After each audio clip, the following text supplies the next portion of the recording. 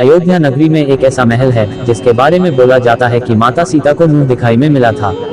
आपको उसी महल से जुड़े कुछ रोचक तथ्यों के बारे में बताने जा रहे हैं। अयोध्या राम मंदिर की चर्चा आजकल हर तरफ है। अयोध्या में एक ऐसा महल है जिसके बारे में कहा जाता है कि माता सीता को उनके मुंह दिखाई में तोहफा मिला था। आइए इस महल के बारे में जानते हैं।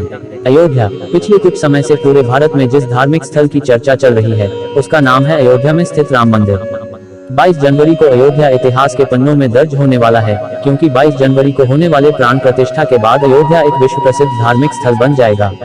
अयोध्या सिर्फ राम मंदिर के लिए ही नहीं बल्कि अन्य कई चीजों के लिए भी फेमस है। इस खूबसूरत शहर में ऐसे कई धार्मिक स्थल, इमारत, भवन, मंदिर और महल आदि चीजें मौजूद हैं जो किसी न किसी रूप में रामायण काल से जुड़ी हुई हैं। सीता जी को मुंह दिखाई जो महल मिला था उसका नाम कनक महल बताया जाता है।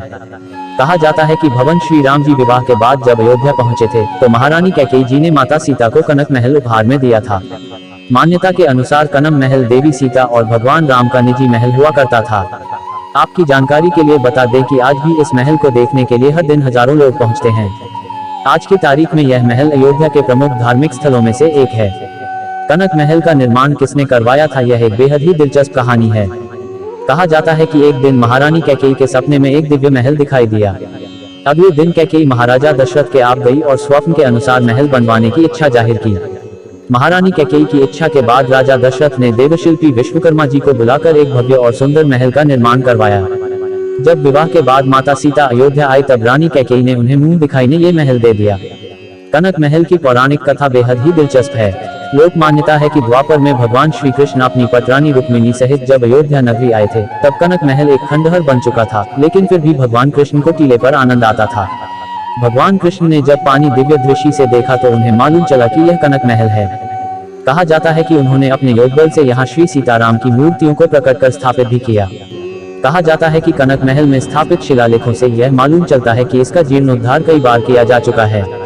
कहा जाता है कि सबसे पहले भगवान राम के पुत्र कुश ने इस महल का जीर्णोद्धार करवाया था। उन्होंने इस महल में भगवान राम और माता सीता की मूर्तियां भी स्थापित करवाई थी।